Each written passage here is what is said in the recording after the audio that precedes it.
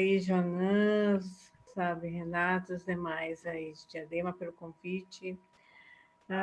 Vou dizer para vocês que está sendo assim um belo reencontro, né? De rever amigos, rever fazedores, mentores, Célio, né? Que tanto nos orientou em termos dos pontos de cultura e também de vivências. Eu digo de vivências porque aqui vai ser realmente bate-papo de relatar as nossas experiências e vivências em relação à cultura viva. Binho, você agora, meu querido. Oi, pessoal. Todo mundo me escutando bem? Sim. Tá ótimo, que bom.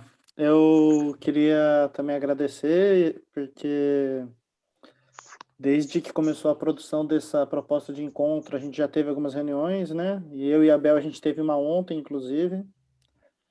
Na outra que a gente teve com o Joanã e com o pessoal, a gente até falou que quando a gente se encontra, mesmo no virtual, e esse começo de mudança de clima, mesmo assim, aquece quando a gente se reencontra, e é bem legal isso estar ocorrendo.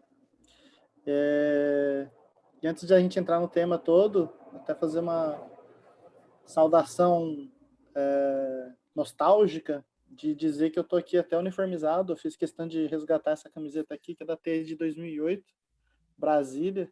Foi bem polêmica, para variar, tem várias questões que a gente pode entrar nos detalhes do que foram alguns debates internos, mas acho bacana simbolizar aqui, né? Vestir a camisa, a ideia foi essa. Então, eu acho que para a conversa aqui, deixar... Fica à vontade, Bel, para fazer esse começo, introdução, a gente vai fazendo a tabelinha junto aí. Obrigado, pessoal. Então, Binho, eu até passei hoje um vídeo, nem sei se tem como colocar, acho que o primeiro, que tem, queria aquele acolhimento, né? Aquele canto. Então, tem um vídeo rapidinho, não sei se dá para colocar, se o Davi consegue, que é o primeiro que eu passei, que tem um trecho da nossa T de 2013. Se ele conseguir colocar aqui, que isso vai mostrar bem o que é um acolhimento desse nosso bate-papo. Se ele conseguir passar agora, seria bom, que aí Segue a gente na sua já... fala, que se eu conseguir, aí eu aviso, tá? Eu tô correndo atrás aqui para subir o vídeo para você. Tudo bem. Então, como o Binho estava comentando, ontem nós tivemos um bate-papo e foi muito bom a gente relembrar desde o início o que seria a cultura viva, né? Ela depois ser tornado a lei, um programa, uma política de Estado.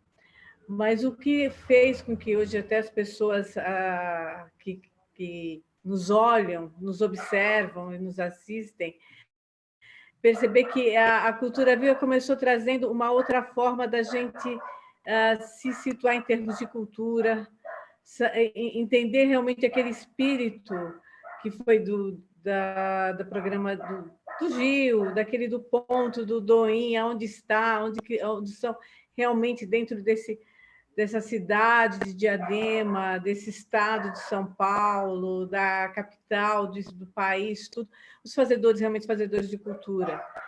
Seja a Palestra Valves que está nos assistindo, a Marta da parte de leitura, temos aqui a Célia, que é maestrinha, sabe?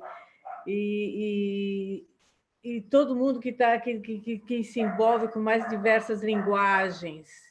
E isso nos trouxe assim um olhar, uma percepção e uma convivência, uma vivência, experiências de vida realmente do que é ser cultura, do que é fazer cultura, e de nós estarmos assim nesse conjunto, né? E vocês, sabe, do Cultural, Janã, Renata, Davi, trouxeram para nós, nos remeteram aquilo que sempre que é essa chama, é uma chama que não apaga, é uma coisa que estava falando com o Binho. Nós passamos por várias fases, estamos mais de 10 anos todos convivendo juntos, mas a gente possui ainda aquele mesmo olhar, aquele mesmo brilho, aquela mesma vontade de querer fazer e acontecer em termos de cultura, em termos de compartilhamento de saberes, e como sabe, isso é muito bom, isso é muito importante.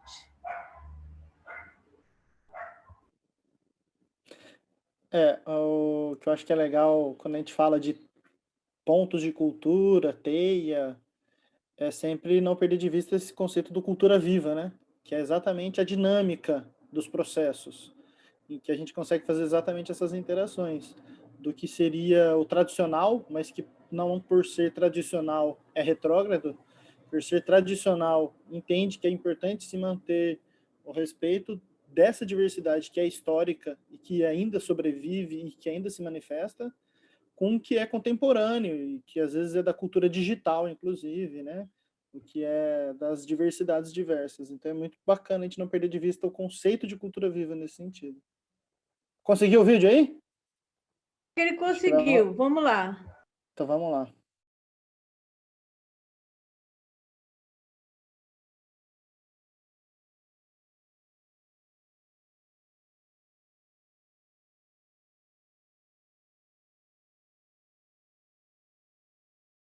Acho que está sem som, Davi.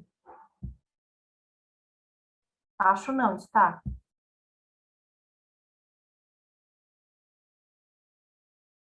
Isso aqui são trechos da abertura da teia. Se apertar o som, mas aí vocês estão podendo visualizar, quer dizer, depois visualizar diversas formas e ritmos do que aconteceu da teia nossa de 2013. E é isso, né? Aqui já está mostrando, assim, teve a cultura mais do interior, caipira, teatro, dança, questões de geracionais, inclusive, né? Pessoal terceira idade, pessoal jovem, pessoal adulto, crianças, o que é palco, o que é rua, toda essa riqueza, e mesmo, por exemplo, nas estéticas, né, da música, né? Não pensar em tantas questões que existem, desde fanfarras ao rap, hip hop, por exemplo, ou outras mais consideradas às vezes regionais, mas enfim, é tanta questão de diversidade estética portanto, cultural, inevitavelmente, né, de várias origens, mas que todas se comungavam, né? Acho que essa que era a grande questão. Essas recepções aí que a Bel fez questão de trazer no vídeo, era isso mesmo, né, Bel? Esse tipo de acolhimento, porque é as manifestações mais amplas. Gozado não, é interessante saber que toda a nossa forma sempre teve esse início, sempre mostrar o acolhimento, mostrar toda essa diversidade e, ao mesmo tempo, essa igualdade, né? De que todos juntos somamos e amamos, acrescentamos e construímos. Então, isso é muito bom em termos de cultura viva. E isso também agora tivemos, depois bem até vai detalhar o que ontem no nosso bate-papo, do que representou a cultura viva dentro da própria política de Estado. Porque, na realidade, não se manteve apenas em termos de pontos de cultura. Onde nós estávamos conversando, o negócio foi muito mais amplo, sabe? Tivemos os pontinhos, os tixauas. O Binho fez uma seleção que eu acho que ele, com a palavra, o Dom, ele vai poder até exemplificar melhor aí. O que a gente conversou, que acho que é legal nessa ideia do resgate, até para depois trazer com como que isso se desdobra na Aldir Blanc, né, que é um pouco esse paralelo, a proposta do encontro, é que quando a gente fala mais até de cultura viva do que pontos de cultura, porque os pontos de cultura era na perspectiva do território onde se manifesta, né, e não necessariamente numa sede predial, mas muitas vezes no território expandido, às vezes daquele município em que tem aquele ponto de cultura, inclusive, né? Porque o ponto de cultura às vezes até tem, sim, uma formalidade de ter uma sede, mas ele se espalha em rede dentro daquela municipalidade, por exemplo, né? Mas enquanto cultura viva é que é a riqueza do processo, porque quando começa a Cultura Viva, começa sim com os primeiros reconhecimentos de alguns pontos de cultura, isso lá de 2004 para 2005, numa relação governo federal direto com a sociedade civil, com algumas entidades. 2004 para 2005 era esse o processo que estava dado, né? A partir de 2006 para frente, principalmente 2007, 2008, 2009, começa a ir além, numas relações já federativas, que são governo federal com governos ou de estados ou de municípios, prefeituras, né? Isso já começa a possibilitar chegar onde o governo federal não conseguiria estar chegando, porque é quem ali na localidade consegue realmente difundir esse processo de recursos, que são poucos os recursos, se for ver, porque era uma média de 3 a 5 mil por mês, dependendo do que você já tem, às vezes, de investimentos de compras de alguns equipamentos, enfim, do giro no mês é de 3 mil, mais ou menos, que tinha na época, numa média mensal, né? E esse recurso consegue alcançar mais pessoas quando a gente vai pela municipalidade. E aí você tem, então, editais para pontos de cultura nessa perspectiva, originalmente só o governo federal com sociedade civil, depois os governos estaduais e municipais com enfim, cidadãos, cidadãs. Mas você pensa a cultura viva com outras fontes também de editais, de fomentos, de financiamentos. Então, aí a gente tem, então, como a Bel já comentou, pontinhos de cultura, que trabalha, por exemplo, cultura da infância.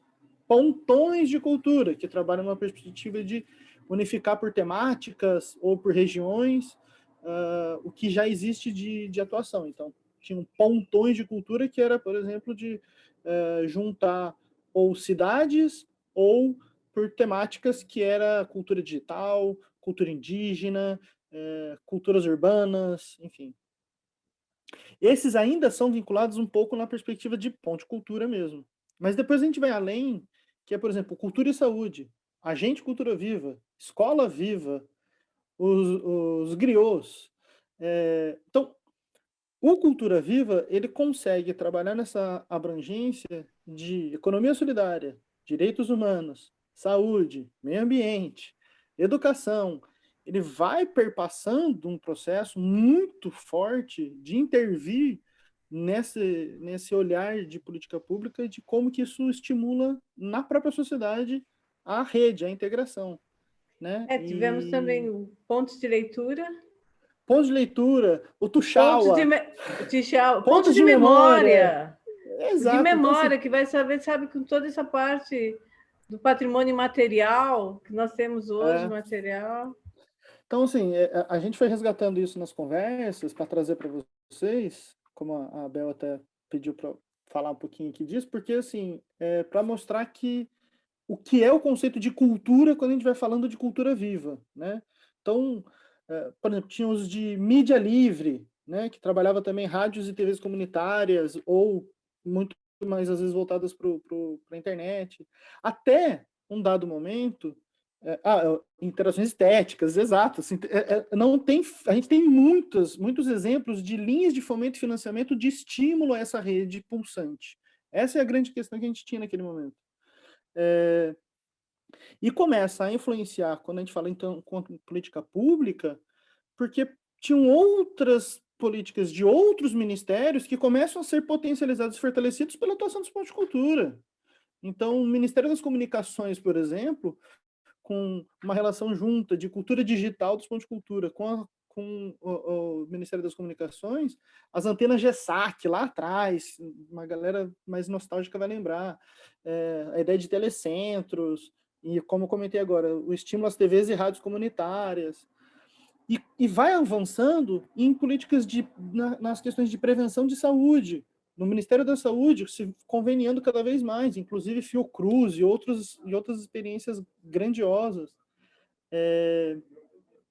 E dentro do Ministério da Cultura também. Então, no Executivo, no Poder Executivo, Governo Federal, o Ministério da Cultura, ele, em paralelo, estava trabalhando também no crescimento e fortalecimento do Sistema Nacional de Cultura.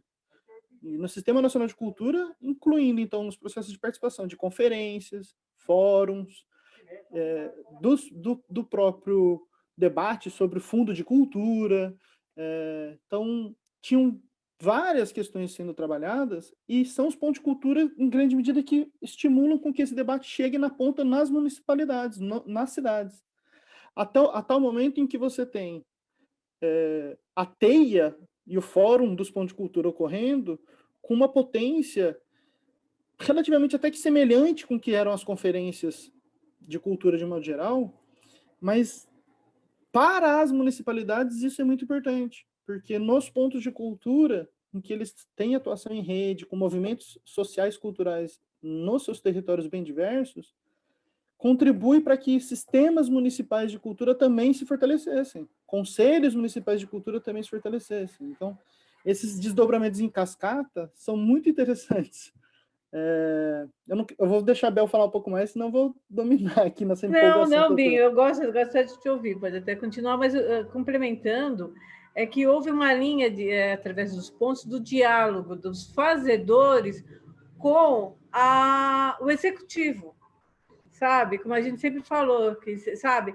Então, o poder seria das 3 entidades, governo federal, municipal e estadual, com relação a quem realmente está ali e faz a cultura. Então, todo esse diálogo que o Binho acabou de comentar aqui, e falar essa linha transversal, essa linha direta que a gente conseguiu através dos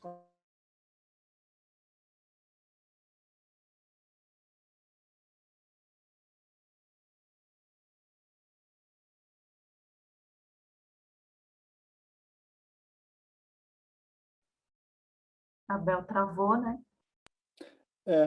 Eu estava esperando ver se ela voltava, porque eu não queria interromper ela, mas acho que ela travou mesmo. Caiu. Bom, que a gente conversou de ontem, acho que o elo que ela ia trazer aqui era do desdobramento das teias se organizarem também em fóruns, né? Que aí a gente começa a se organizar em comissões.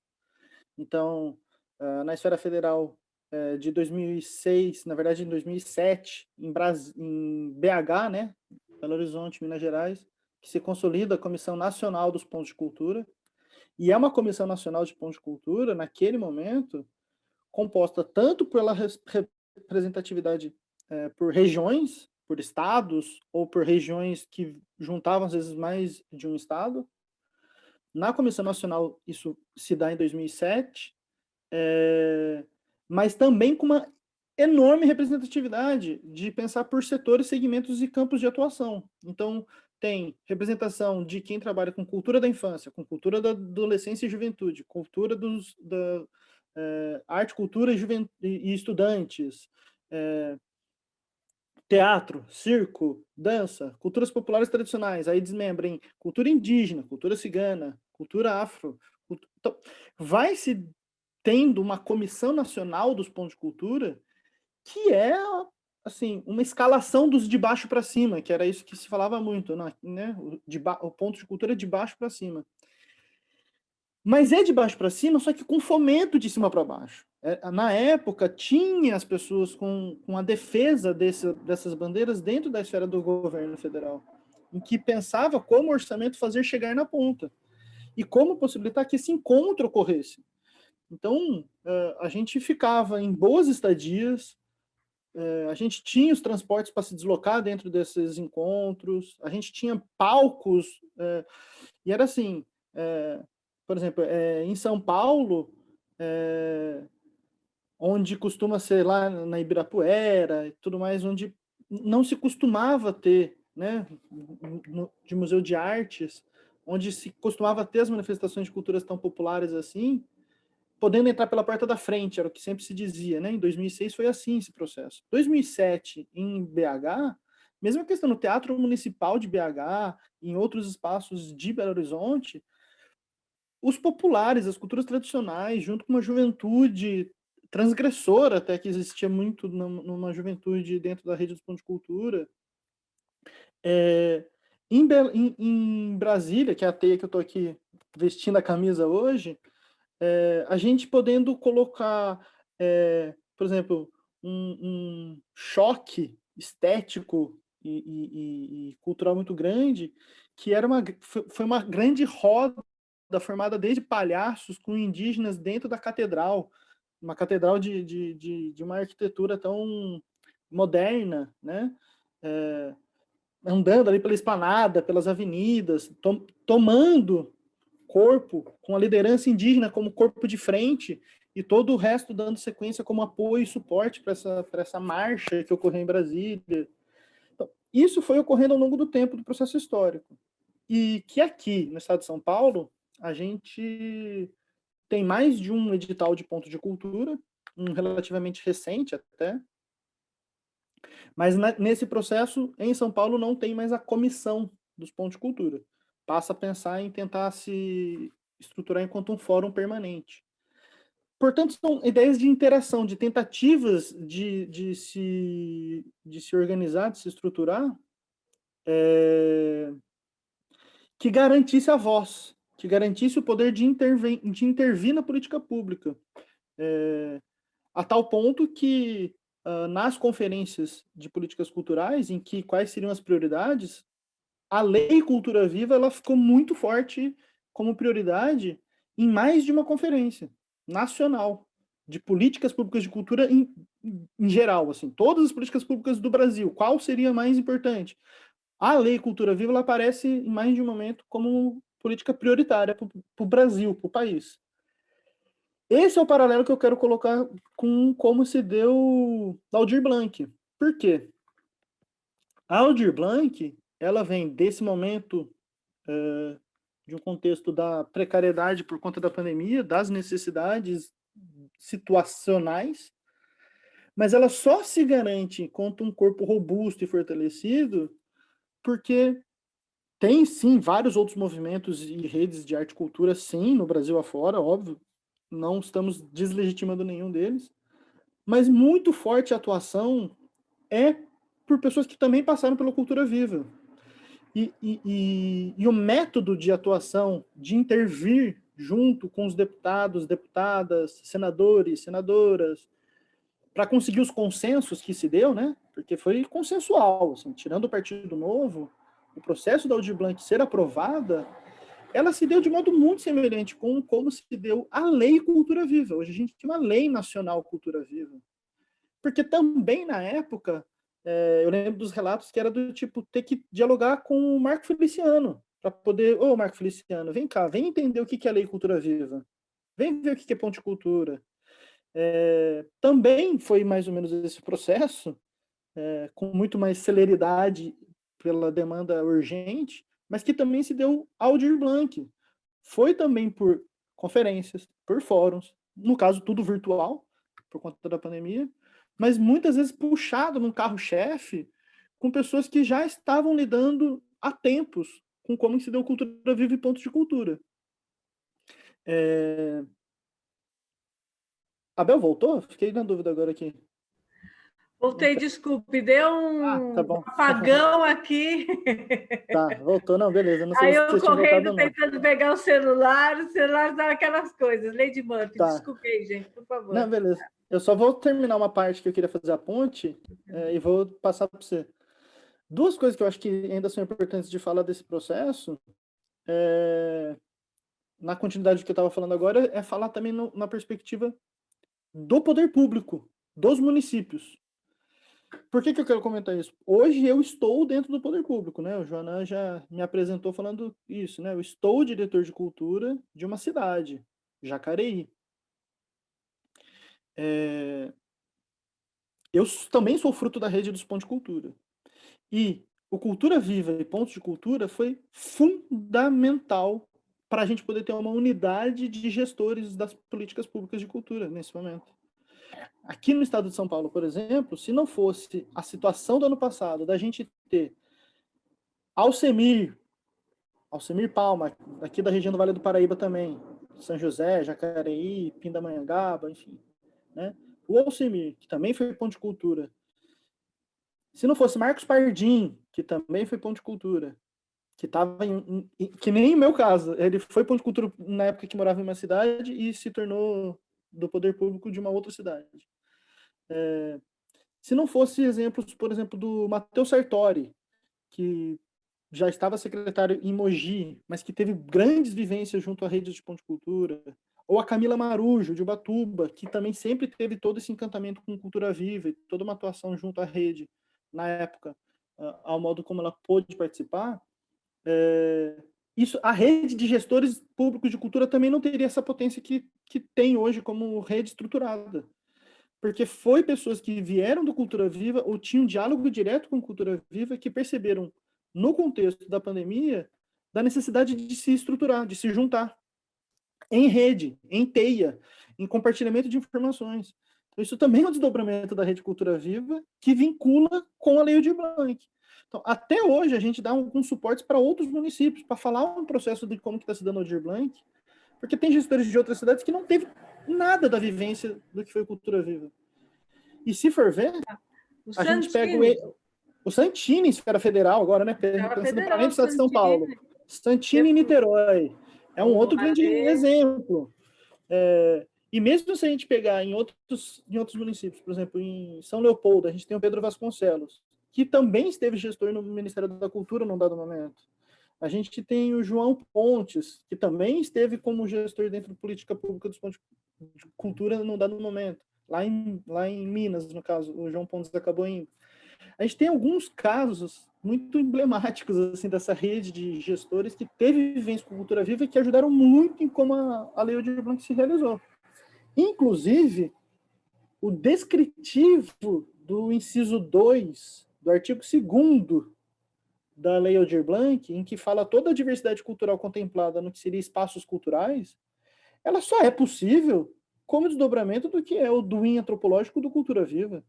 Quando você coloca todo aquele rol de diversidades possíveis na Lei Aldir Blanc, ela é, obviamente, um reflexo e uma herança das conquistas dadas dessa diversidade rica do Cultura Viva. E antes de passar para a Bel, a gente tinha combinado, né, Bel, de que um exemplo que era importante mostrar da força do Ponto de Cultura era que, às vezes, em cidades que não tem muito orçamento na política pública, por exemplo, tem cidades que nem tem Secretaria de Cultura, etc., né? O recurso que chegava para um ponto de cultura fazia toda a diferença de vida dinâmica de processos daquela cidade. Isso é muito explícito, assim. Então, o recurso que chegava de 60 mil ano para aquele ponto de cultura, né, aquela organização da sociedade civil, fazia uma diferença enorme, a ponto de gerar certas ciumeiras, às vezes, quando a relação não era muito bacana, entre prefeitura e aquele ponto de cultura, porque, poxa, você tem um recurso que a prefeitura não tem para dar conta de fazer arte e cultura na cidade. Você tem esse recurso chegando. Hoje, a gente consegue analisar, por exemplo, que cidades como São Paulo mesmo, a capital, teve uma enorme rede de pontos de cultura que não foi tão pulsante quanto, às vezes, 1, 2 ou 3 pontos de cultura em cidades menores. Porque, por exemplo, em São Paulo, a gente tem tantas outras políticas de fomento e de financiamento, inclusive já olhando para os que têm necessidades, os mais populares, por exemplo, na juventude, o VAI, né?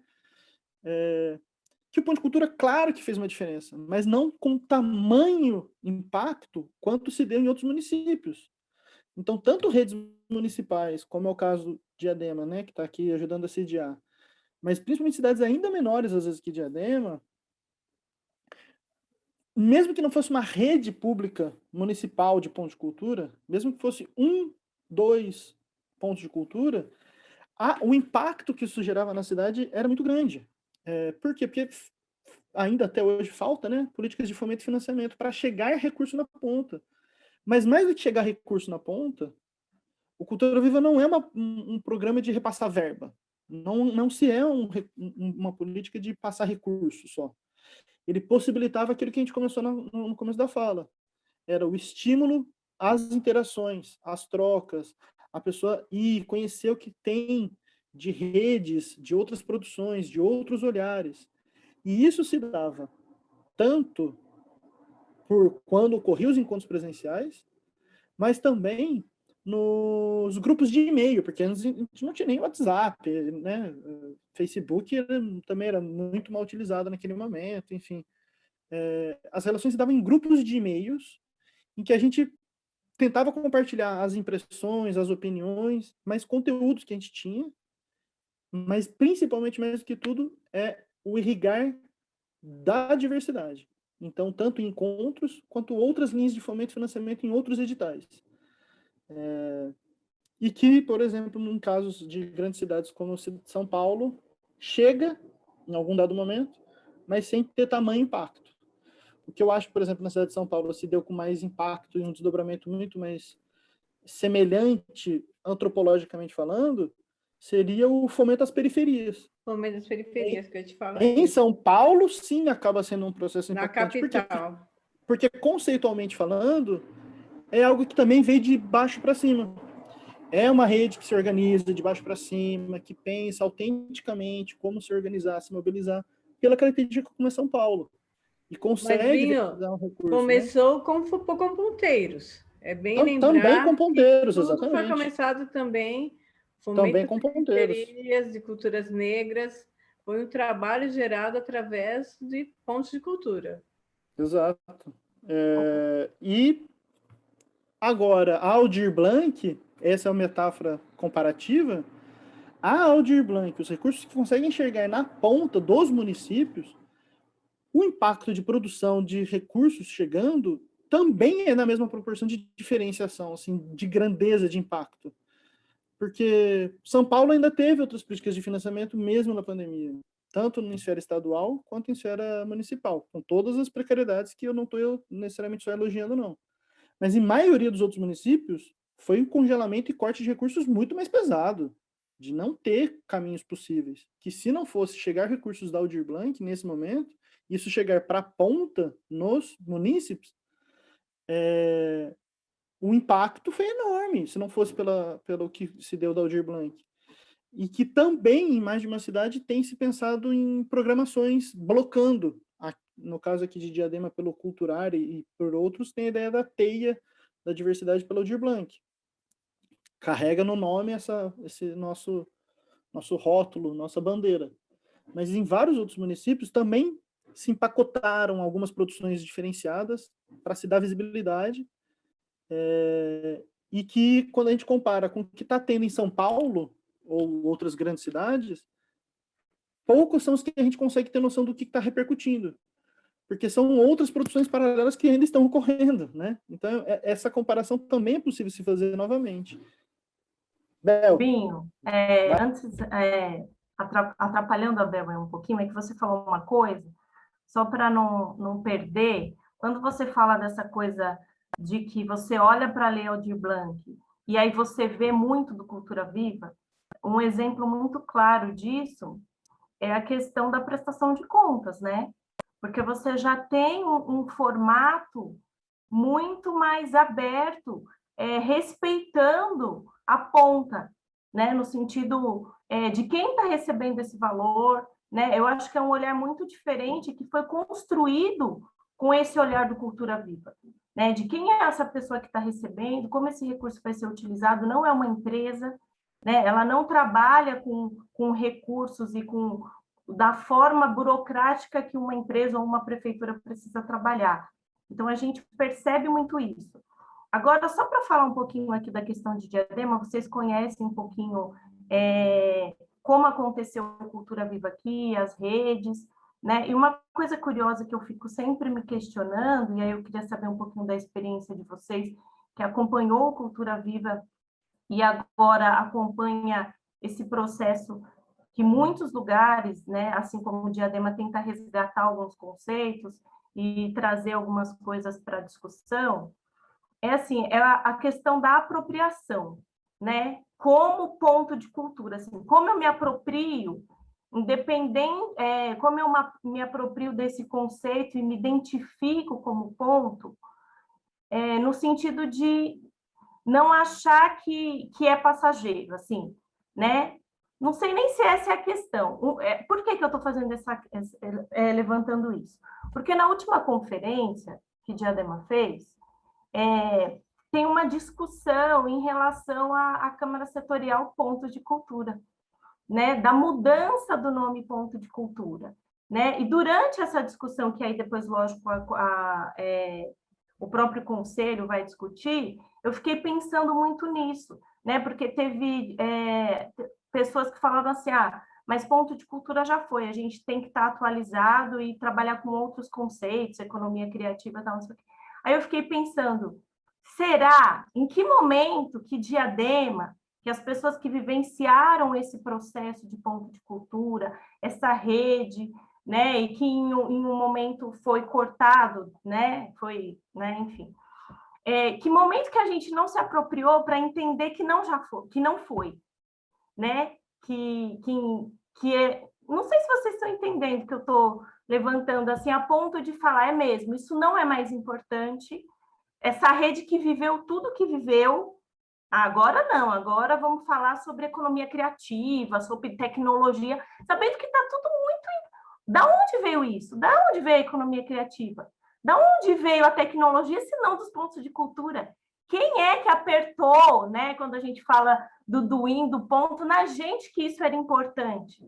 Né? Então, às vezes a gente fica... Eu acho que eu sou muito grudada nessa coisa do nome, cultura viva, ponto, tal, e às vezes eu fico chateada de pensar, você só está mudando o nome, porque o conceito é o mesmo, e a gente parece que não se apropriou disso para poder lutar, que tem uma origem, né? Apesar dos nomes serem, da gente trabalhar com os nomes novos que vão surgindo, mas quem vivenciou isso, a gente deveria trabalhar o resgate disso, né? Não achar que não, agora a gente não tem edital de ponto de cultura, mas se eu sou ponto de cultura, eu posso concorrer a todos os editais, e os editais devem abrir sim como ponto de cultura, entendeu? Então, assim, eu fico pensando nisso numa questão de olhar para a minha cidade e pensar o que aconteceu lá e o que vai acontecer agora e como a gente pode trabalhar com isso, com essa cabeça meio chateada. Excelente reflexão, Renata. Bel, a gente até falou da questão dos autodeclarados, né? Que não é só de hoje, né? Que já vem algumas coisas não... Nós estávamos comentando, aliás, uma das coisas foi esse bate-papo, em relação a não só a formação, capacitação dessas pessoas entenderem que hoje, quando você fala de economia criativa, teve a economia solidária da Mãe Isabel. Quem lembra, sabe, da rede que ela, sabe, começou a montar, que nós começamos a construir, sabe, várias ações que hoje, como o Binho comentou, sabe, do pessoal fazer as suas mídias livres, tudo, já teve antes. O pessoal de São Carlos, que, nossa, que tinha uma rede, sabe, muito forte em relação a essa parte de comunicação, a rede da internet livre, tudo que a gente já vinha discutido. Então, quer dizer, parece assim a famosa, infelizmente, que é um ato contínuo de apagar o passado, reconstruir em cima dele, falar do novo, mas não só de valorizar, mas vamos acrescentar, melhorar e falar realmente. Os pontos vieram no momento em que você redescobriu, é exatamente como ele falou, redescobriu esse país, redescobriu cidades, locais, as pessoas não sabiam quem fazia cultura, as pessoas não sabiam quem trabalhavam em termos de uma rede que, no momento em que não existia, hoje que nós estamos aqui de lives digital, que eram e-mails e que a gente conseguia fazer o presencial, era uma coisa muito forte. A parte da formação, nós tínhamos assim encontros de formação, de debate, aprender a dar a sua voz, então nós aprendemos a falar, a colocar as ideias, a discutir.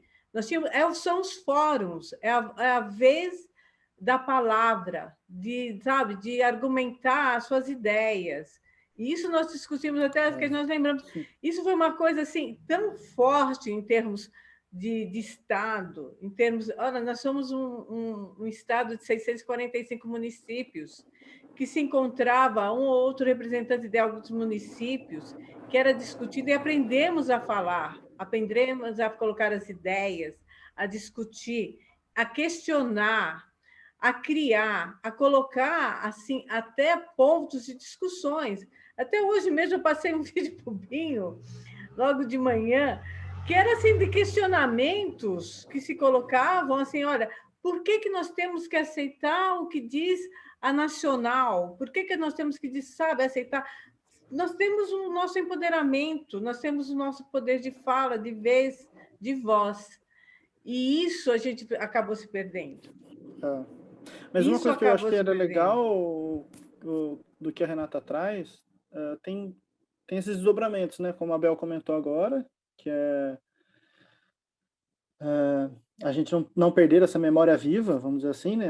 Resumir um pouco do que a Bel está trazendo, seria, acho que esse é o conceito, não perder essa memória viva, mas também, Renata, eu acho que a gente perceber que tem uma disputa de civilização que está para muito além do que é política pública de cultura, estritamente quanto ao orçamento e etc. Porque se você fizer a comparação do que é economia solidária e o que é economia criativa, também você tem uma grande diferença conceitual aí, né? Assim, de ideologia, de base de mundo que você pretende daqui para frente. Não que não possa ter, em algumas ações de economia criativa, processos solidários. Podem, mas não necessariamente. Diferente de você falar que na economia solidária você não vai ter um trabalho horizontal, cooperativado, não tem condição de você falar isso. A economia solidária é exatamente isso. Você pode fazer uma coisa super criativa dentro de um processo capitalista e ultraliberal. Diferente de você falar economia solidária, em que você não consegue fazer esse tipo... Ele ainda vai disputar o mercado. Ok, isso é uma coisa, porque o mercado está dado. Mas disputar o mercado por esse modo de se organizar. Também ainda vinculado com os de baixo. Então, eu acho que não perder de vista isso, ainda mais aqui no nosso contexto, que a maioria, mesmo que sejam de outras cidades, mas a maioria é do estado de São Paulo, ou pode até ter se mudado, mas sabe do que eu vou falar daqui para frente, é pensar que a própria Secretaria Estadual de Cultura, ela muda o seu nome, por exemplo, né? Ela vira Secretaria de Cultura e Economia Criativa do Estado de São Paulo. Virou um rótulo de se pensar e puxa, e aí é uma questão que a gente também precisa estar atento. Eles pegam o conceito de economia criativa e disputam o conceito de economia criativa para o viés ultraliberal, resgatando, às vezes, como um bom negócio. Vamos lembrar lá atrás, da época que era o governo federal, antes do Lula, né? Cultura como um bom negócio, era isso que era em esfera federal. Emplacar a economia criativa do jeito que está dado também a gente estar atento a disputar esses conceitos. Então, assim, podemos fazer economia criativa, mas sobre qual intenção, qual proposta de mudança de eixo econômico? É para superar algumas desigualdades de verdade? É para atender os populares e as relações comunitárias de verdade? É uma emancipação dos de baixo para cima? É empoderamento? Ou é pensar um outro tipo de negócio e dar uma embalada bonita? Sei lá, enfim, alguma coisa assim. Ou é só repassar recursos e mostrar o quanto de recursos estão tendo de giro no mercado? Porque isso, ok, isso é só economia, nem criativa às vezes. Então, essa é uma primeira questão que você aborda, acho que tem que pegar por aí, assim, porque de fato está tendo disputas muito acima do que seria a ação da política cultural. E também dizer que ponto de cultura, se ponto de cultura foi um conceito que ficou no passado, é saber que também faz parte dessa disputa, porque recentemente Mariporã conseguiu emplacar uma nova lei Cultura Viva no município de Mariporã. Teve uma mudança de gestão, entrou um outro gestor com uma cabeça muito mais aberta a entender a importância do Cultura Viva. O Ricardo Massoneto, fica aqui uma saudação para o Ricardo. Ele entra com essa pauta forte e já consegue emplacar junto com vereadores, com o executivo, enfim, e cria uma nova lei agora, 2021. Uma cidade do estado de São Paulo tem uma lei Cultura Viva. Mas isso só é possível porque ele também teve a vivência não só dos pontos de cultura, mas também do Fórum Litoral Interior Grande de São Paulo, que é uma questão bacana também de que eu quero pontuar aqui para o pessoal saber. Porque o Pontos de Cultura, o Cultura Viva, também não disputou outras políticas em uma dada medida. Por exemplo, o PROAC mesmo, os pontos de cultura não debatiam a fundo o que era o PROAC. E deixou passar muitas possibilidades interessantes de disputar a política pública também.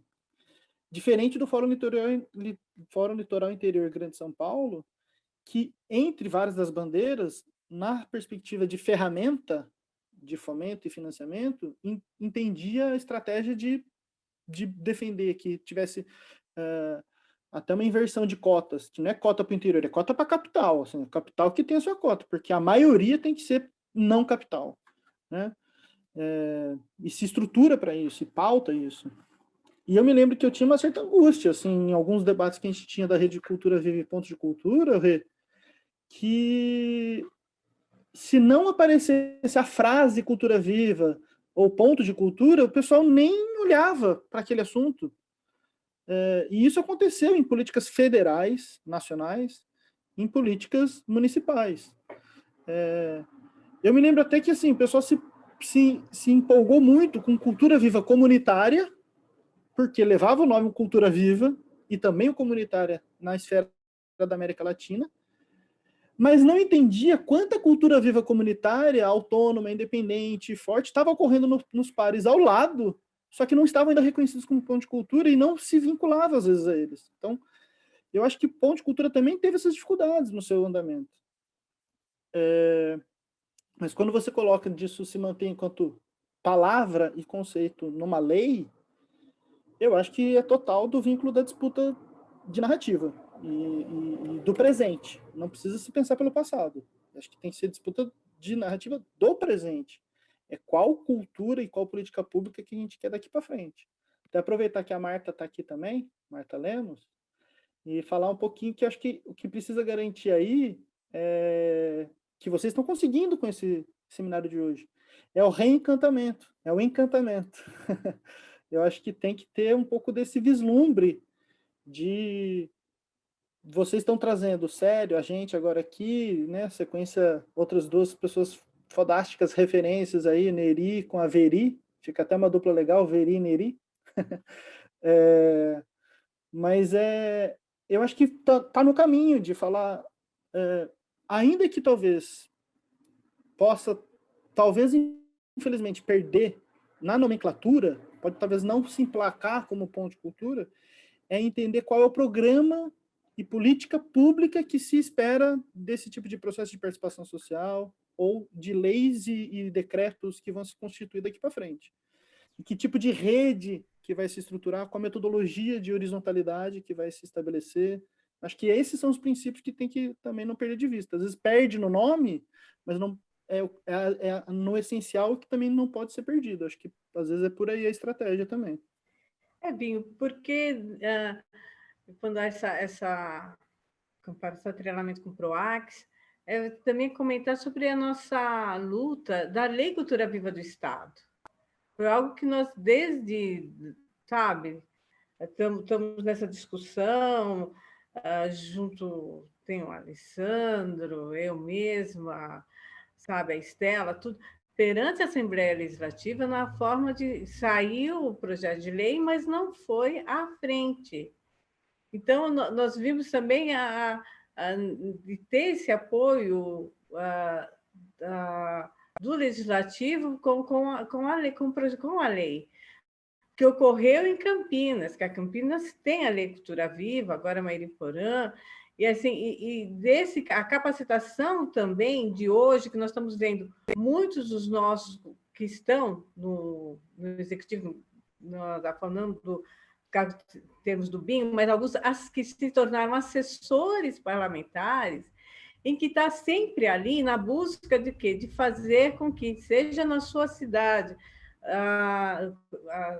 atendendo a vereadores, sendo aqui com deputados, é exatamente isso, a Lei Cultura Viva, que aí sim poderia poder manter essa ponte que hoje nós estamos vendo que não teve em relação à cultura viva e à economia criativa, que tanto está tendo nos dias atuais.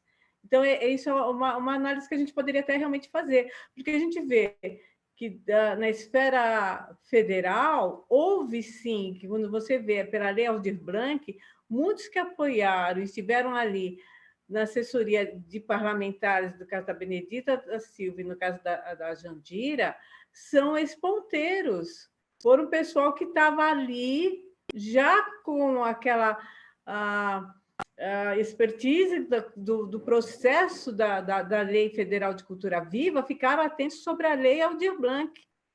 Então, você vê essa continuidade, e essa mesma continuidade que a gente acabou tentando resgatar aqui para o Estado e não conseguimos, até o momento, porque ainda sempre a gente faz essa leitura e faz esses questionamentos.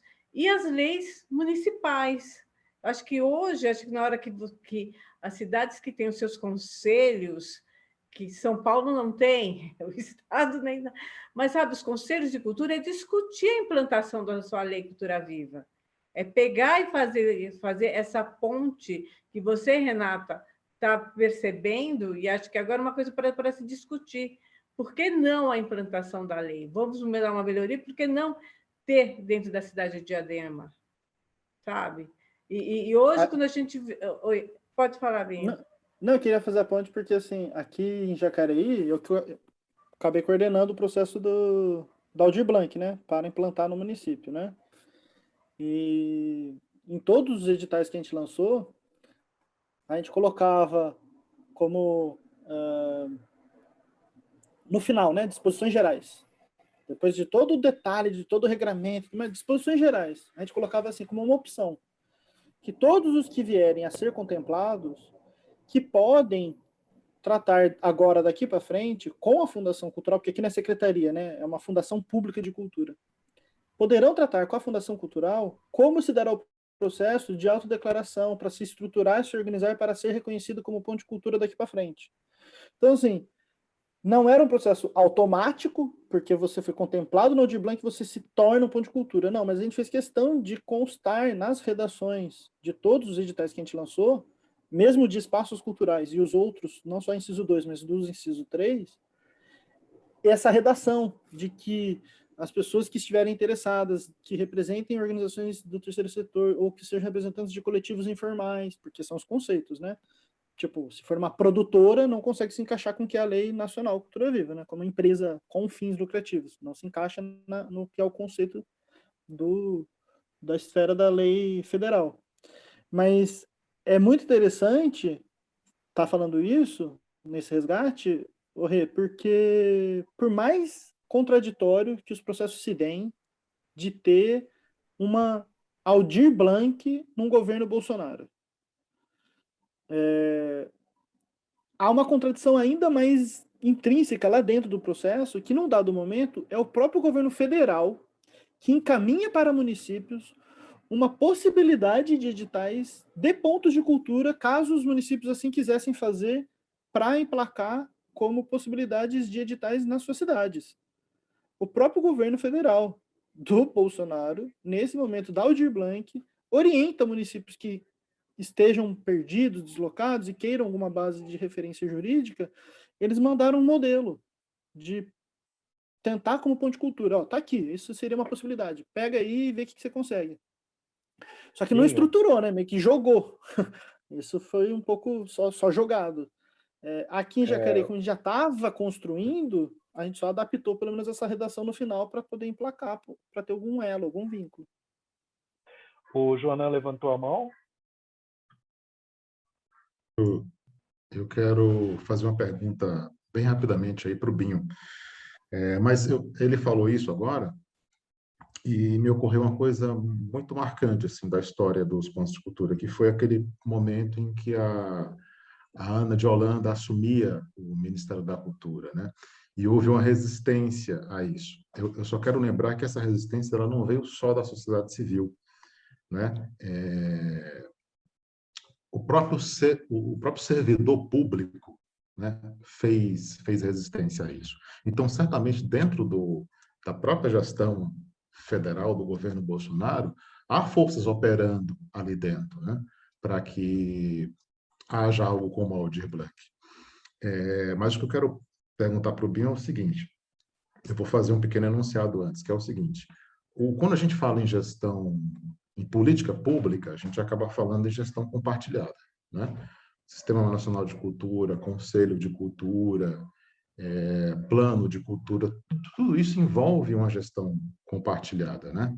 É compartilhada, sociedade civil, poder público, Estado. Se a sociedade civil se isenta disso, dessa briga, né, dessa busca constante, o Estado não vai fazer gratuitamente. Então, a sociedade civil não pode tirar o pé disso, né? Quando alguém em Diadema diz, olha, mas ponto de cultura, cultura viva é coisa do passado, ela está mostrando que nunca entendeu de fato os conceitos envolvidos, né? Mas o que eu quero perguntar para o Binho é o seguinte, chegando lá, a gente conhece, do ponto de vista da sociedade civil, a dificuldade de se envolver, de se engajar, de compor uma gestão, né, compartilhada. Do ponto de vista do gestor, assim, como é que é esse olhar, né? Qual é a dificuldade disso? Por que que isso é difícil também?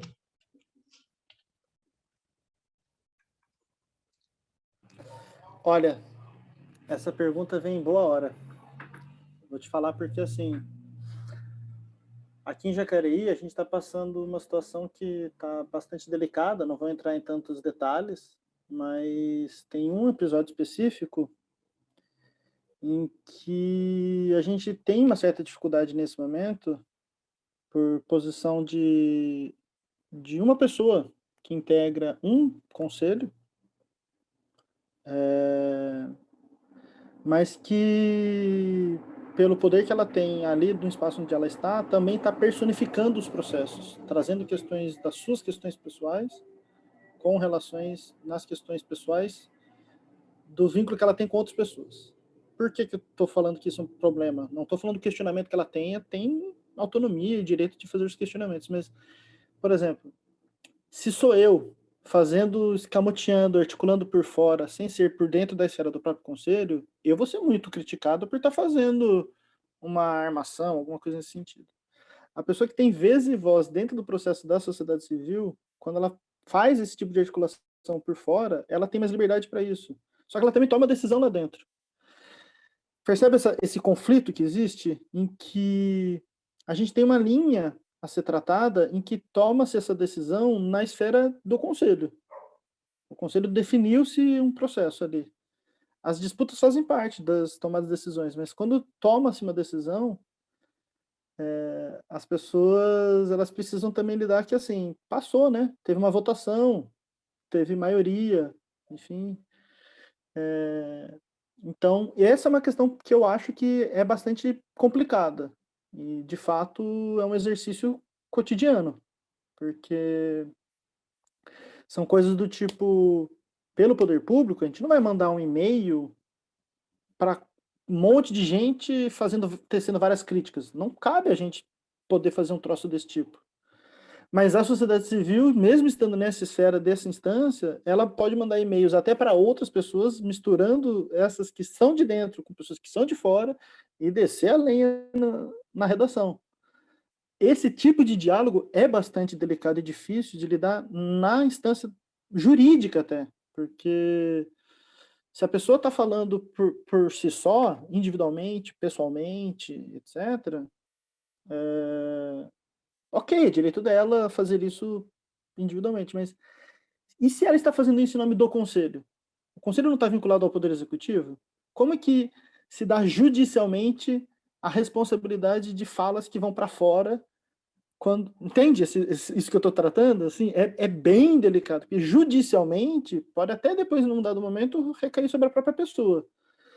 Mas costuma recair para quem coordena esse conselho, que está vinculado, portanto, ao Poder Executivo. Então, algumas falas que se reverberam, modos de se posicionar, a gente vai ter algumas dificuldades por aí. Essa é uma primeira questão que eu penso. Não é nem questão financeira, orçamentária, de pensar, por exemplo, a construção de editais para o Fundo de Cultura. Nem, para mim, pelo menos, não é por aí o problema.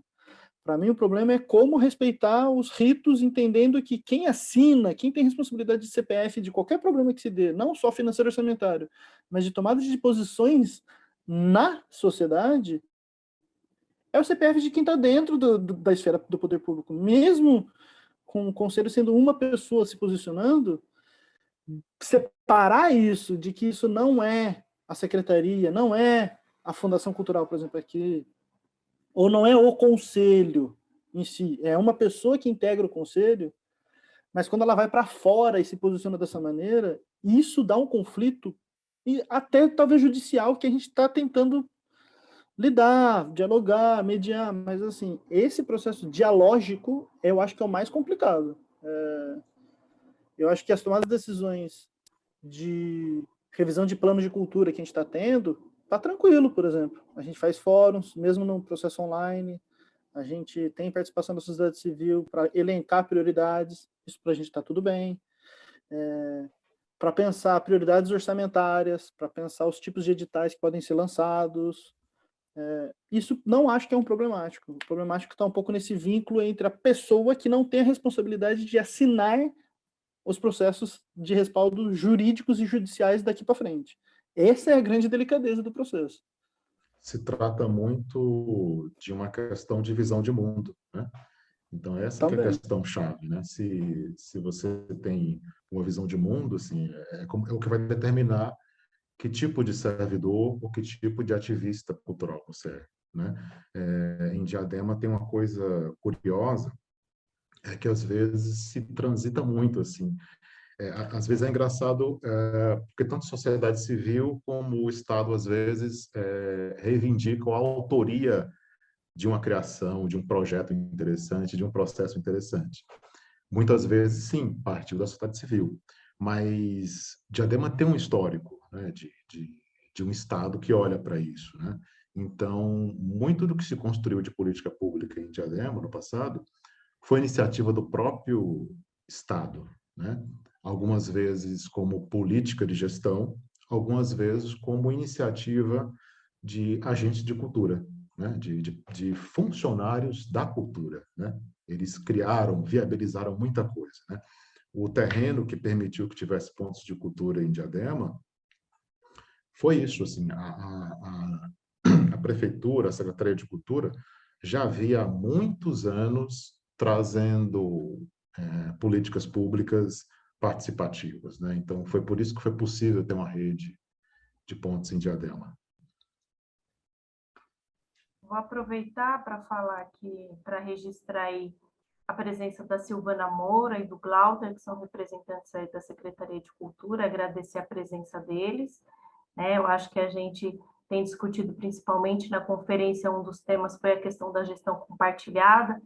Eu acho muito importante a presença deles aí nos eventos dos editais, das atividades dos editais da Lei Aldir Blanc.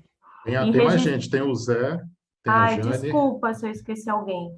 Desculpa que não aparece para todo mundo. E registrar a presença da Renata Reis, nossa presidente do Conselho Municipal de Cultura, né? Primeira mulher aí assumindo essa cadeira, e a gente está, como a gente vem falando, inclusive, no início do evento, que a gente está nesse processo aí de resgatar aí as políticas, as ações, que Diadema tem muito histórico e fez história, e eu acho que, e é muito significativo, no caso, com essa administração, que é uma administração, como Joana falou, que tem histórico, que foi quem implantou as maiores políticas culturais que a cidade tem, né? Centros culturais, agentes culturais, cultura viva, né? Isso a gente não pode esquecer. Então, acho que a gente, quando tem esse retorno aí, a gente tem aí uma esperança, né, de dias melhores e de... O dia 1º, eu até coloquei no Facebook, hoje é o dia 1º, o dia do trabalho, é o nosso dia, né? Nós escolhemos trabalhar com cultura, então eu acho que é uma data significativa também, né? Muitas vezes a gente vê aí a questão do dia do trabalho da CUT, dos metalúrgicos, e a gente, né? Vamos comemorar também, eu acho que a nossa escolha, trabalhadores da cultura, né? Cultura viva, eventos, ponto de cultura, para que em todos os 1º de maio a gente possa fazer uma teia e comemorar também o nosso dia como trabalhador da cultura. Muito Renata, bom, só aqui um parêntese que ontem conversando com o Binho, nós lembramos de que foi um forte exemplo de gestão compartilhada com a sociedade civil, que foi a teia de 2013, que fica sentados na mesma mesa as esferas municipal, estadual e federal. Mas a administração, isso que o Binho começou, do foco em relação à teia, foi toda da sociedade civil. Em relação de mobilizadores, conseguimos o Estado. Nós tivemos um espaço dentro da Secretaria Estadual de Cultura, a sociedade civil dentro da Secretaria de Estado da Cultura, com mesas, telefones, com uma estrutura básica na parte de mobilização, procurando a rede de hotéis, transporte, alimentação, diálogo com a Secretaria Municipal da capital de São Paulo, com os espaços para a realização da teia, vendo assim, mesmo na instalação de equipamentos, os ponteiros, todos nós estávamos nas ruas, nós íamos ver locais, a viabilidade. Foi uma forma tão forte que, quando foi para fazer a redação do Sistema Estadual de Cultura, que seria o Conselho, o Fórum, tudo, os pontos estiveram presentes nessa redação. Os pontos, eu fiz parte também, junto com o Humberto, que é do interior, ele foi o titular, o suplente, nós dois, assim, de ter um assento dentro do Conselho do Estado do ponto de cultura. Uma coisa que não se imaginava, mas a partir da teia, a partir dessa gestão compartilhada, o olhar dos entes federados para com a sociedade civil foi outra, à medida que aceitaram no diálogo, aceitaram na redação, inclusive de ter um assento do Conselho do Estado de pontos de cultura. Não foi implantado, mas assim, todo esse aprendizado, tudo isso foi feito. E, inclusive, né, depois que nós deixamos para nacional, também teve uma ação de pontos, em termos de que nós não queríamos uma comissão, nós queríamos que um fórum, né? Até foi um dos passos assim que depois poderiam até ser reavaliados. Mas assim, o diálogo de nós para com o Estado, seja de todas as esferas, foi muito forte esse aprendizado. E isso a gente está vendo assim que isso se aplica até hoje, quando a gente vê os nossos ponteiros sentados nas esferas do executivo. Isso é super 10. Aliás, até comentar, o desdobramento aqui da conversa com o Neri e com o Veri vai enveredar um pouco mais para esse caminho também, né? Isso é bem interessante, porque eu acho que é o processo... Não, mas até porque eu acho que é isso...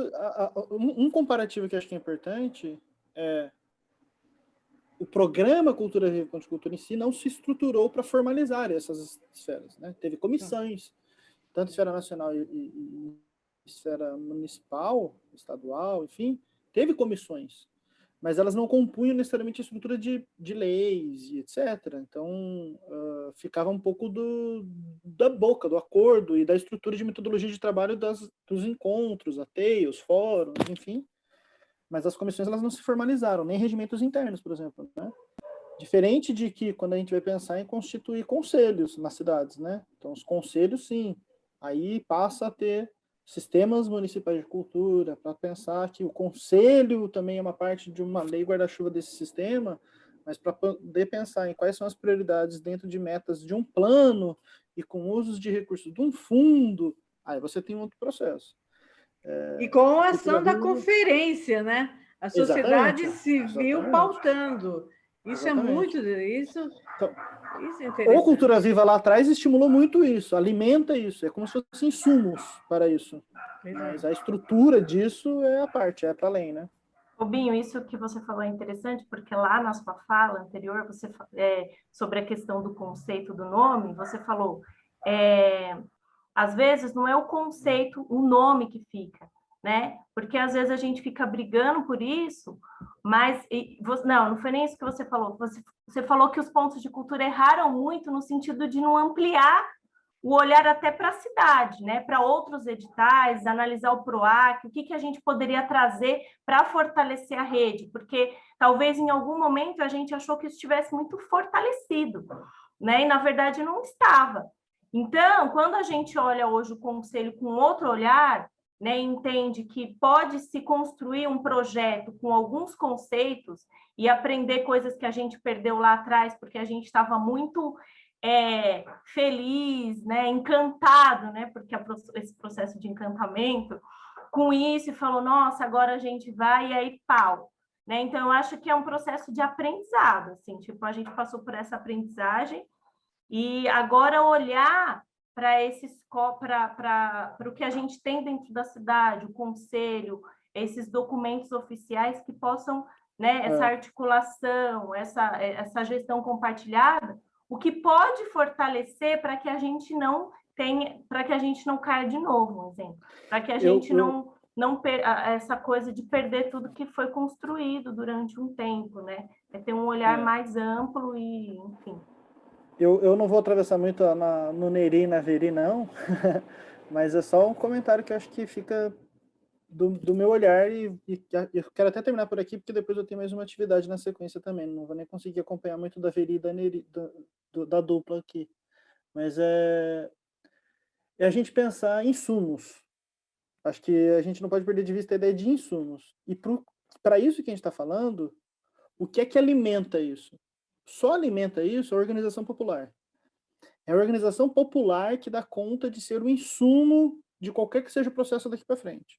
Então, se é comissão ou se é formalizado como conselho, se vai ter regimento interno, como esse regimento interno é construído, qual o debate que se dá, qual metodologia de trabalho, se é mais horizontal, transversal, se tem várias temáticas ou não, só tem possibilidade quando a gente faz o processo de escuta do outro, que é diverso de nós, mas que tem pontos de convergência em comum, enquanto um fórum ou alguma rede, mas que seja de mobilização e de organização popular. Se não tem processos populares e comunitários como referência de base, você talvez vai ter conselhos em que a pessoa está se autorrepresentando e vai falar arbitrariedades sem base, que é um pouco do que eu acabei de fazer a crítica para o Joanan, que esse é o principal conflito que a gente acaba tendo. É alguém dentro de uma esfera de tomada de decisão, mas sem a responsabilidade de ter que assinar aquele processo, e está lá falando um monte, e de repente manda e-mails para mais um monte de outras pessoas que também não têm poder de tomada de decisão.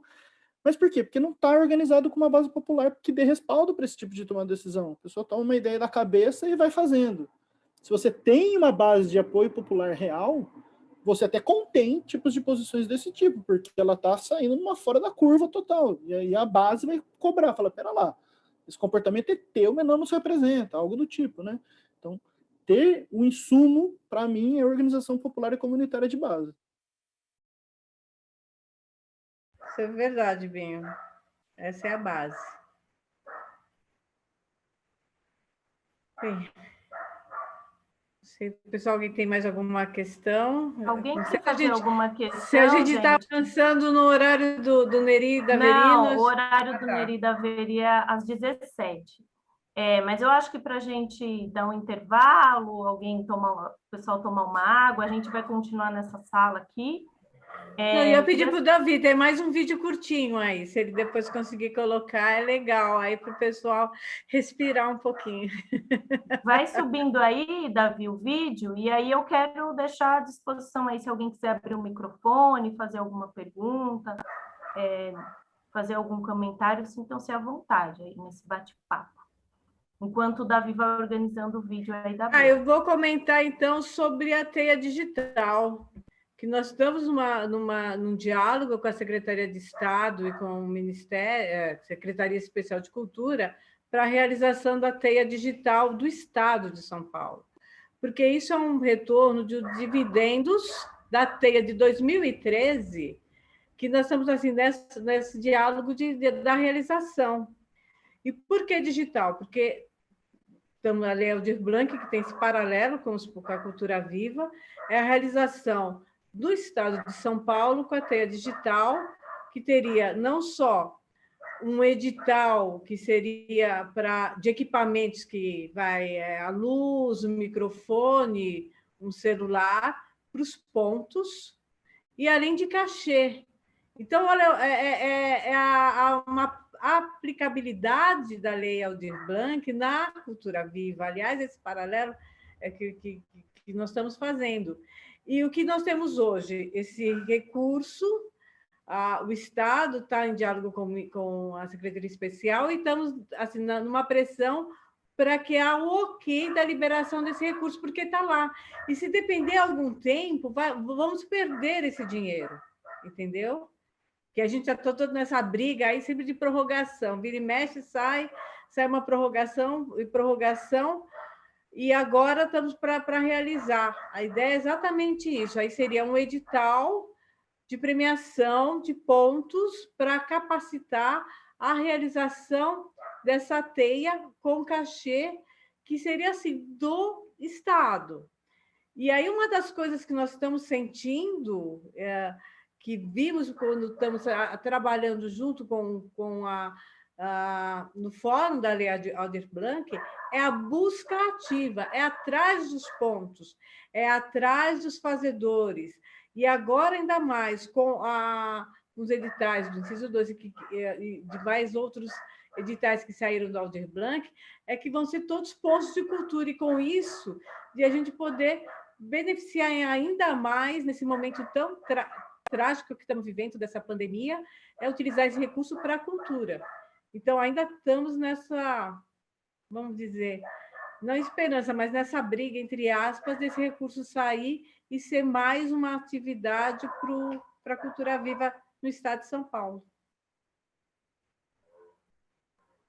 Eu acho que é isso. Tem mais perguntas no chat? Eu estou com o celular, às vezes eu não consigo ver o chat, então não sei se apareceu algumas coisas, tá, pessoal?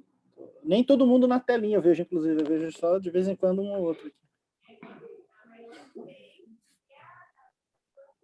Não temos perguntas, temos aqui algumas manifestações, parabenizando o evento, agradecendo a presença aí de vocês. O Davi vai rolar o vídeo? Vai lá, Davi.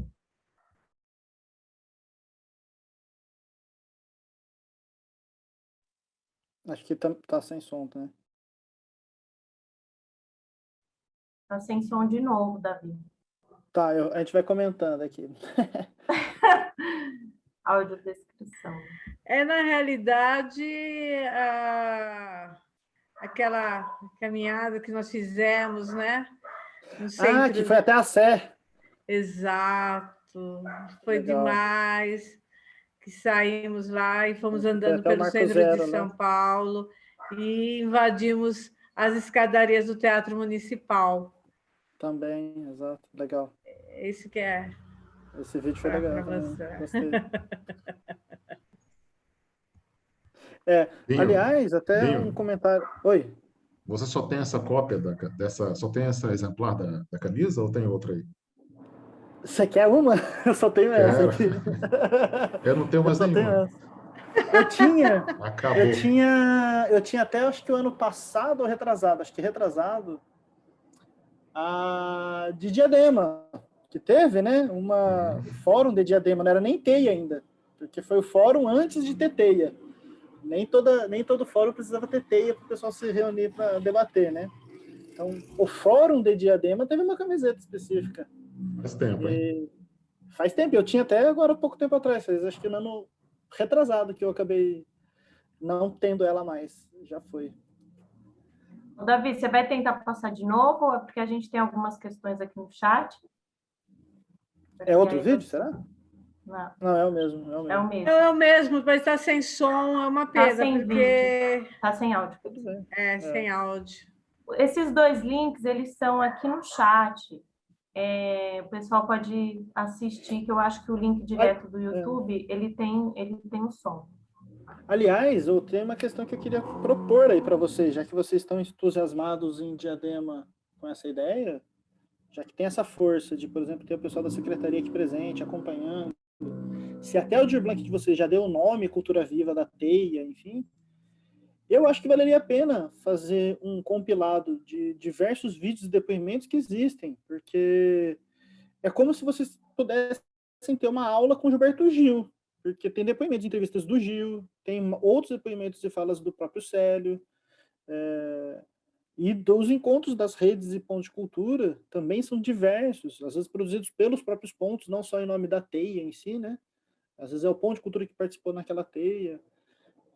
Porque eu acho que talvez, digamos assim, quase como se fosse um grupo de estudos, assim, sabe? Tipo, de realmente usar o que teve de produção da época como repertório para alimentar as esperanças daqui para frente. Eu acho que pode ser um caminho muito interessante para vocês.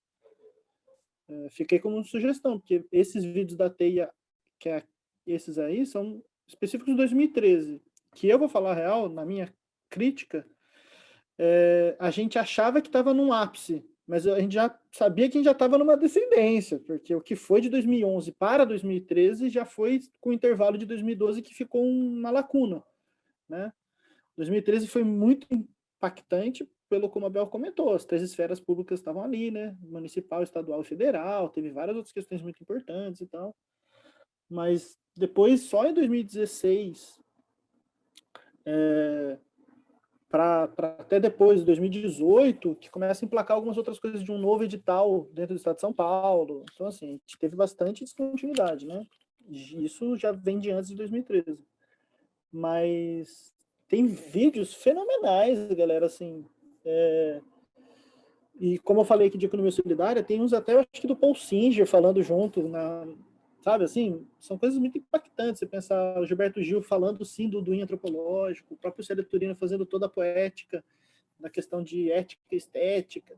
Tem vários vídeos muito bacanas da época, que talvez seria bacana se vocês pensarem em alguma programação de estimular, por exemplo, essa questão que a Rê comentou, né? Recomenda aí do conselho, às vezes é pensar, vamos juntar esse pessoal, assim, para alimentar. Acho que do que vocês estão trazendo aí, parece-me, assim, tô com a esperança, então assim espero, parece que tem uma certa motivação e mobilização para talvez emplacar algo do tipo. Eu falo que o digital, nesse momento da pandemia, cansou já, mas ao mesmo tempo, quando eu vou falar de educação popular, não preciso eu estar falando, eu posso colocar o próprio Paulo Freire para falar. Porque tem um vídeo com o Binho falando de educação popular, ou tem um vídeo com o próprio Paulo Freire falando de educação popular, faz muito mais sentido. Para que vai ter uma aula de vídeo comigo? Tem uma aula de vídeo com o próprio cara falando, tá ali disponível, a gente debate depois da aula que ele vai dar para a gente. Hoje em dia é uma possibilidade, então, uma sugestão que me parece Ô, que tem Binho, você condições de tá querendo organizar. dizer que não, você não queria ver minha cara, que você queria ver do Gilberto Gil, né? Não. Tô brincando. Tem As uma rodas pergunta. online têm sua riqueza. O Zé Aparecido quer fazer uma pergunta e depois a Reis também. Zé, você quer abrir o microfone? Fica à vontade. Oi. Então, boa tarde a todos, né? Mais uma vez, eu já tinha escrito no chat lá, dar os parabéns à Renata, ao Davi, ao Joanã, vocês todos estão organizando, né, esse seminário, assim como outros estão produzindo muitas coisas na TEIA de Adema, que é uma experiência muito rica o que está acontecendo. Eu gostaria, né, e parabenizar também os convidados, né? O Turino, tá? Agora o Binho, a Bel, todos os outros que vão estar presentes, né? O Nery e outros vão estar todos presentes.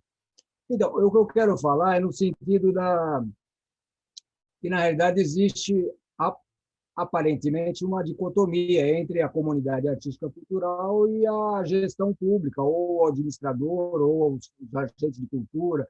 Dicotomia no sentido do local que ocupa. Mas, na realidade, existe uma unidade, porque tanto um como o outro têm o mesmo sentido, quer dizer, em sua grande maioria, de que é de fazer a cultura ter um peso maior, seja político, de investimento na administração pública. Isso é uma coisa que une, né? Em certo sentido, a gente vê assim, a grande maioria, tanto dos agentes de cultura, como os criadores culturais, os artistas, tal, tem essa mesma luta, que a cultura tem um peso político e de investimento maior na administração pública. Não acho que isso é uma coisa que a gente não pode esquecer, que essa unidade ela tem que, né, por mais que tenha outras situações de divergência, essa é uma unidade e é uma unidade forte que tem que ser pensada e ser valorizada. E um outro desafio que eu acho que tem a ver com isso também é essa coisa de fazer com que a gestão, a administração pública seja cada vez mais articulada e em diálogo e meio que construída junto com a comunidade cultural e artística do local, né? No caso da cidade ou do que for, né? Então, essas duas coisas, né? Essa coisa que eu acho que eu estou falando no sentido que une, que deve unir, que deve ser pensada como uma coisa de força, né?